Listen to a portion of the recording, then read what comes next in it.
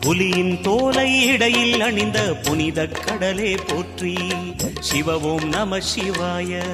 கலியின் தீமையாவும் நீக்கும் கருணை கடலே போற்றி. ஹரவோம் நம சிவாய. புனலே நம சிவாயம், பொருளே நம சிவாயம், புகழே நம சிவாயம், புனிதம் நம சிவாயம். நம சிவாய நம சிவாய ஓம் நம சிவாய.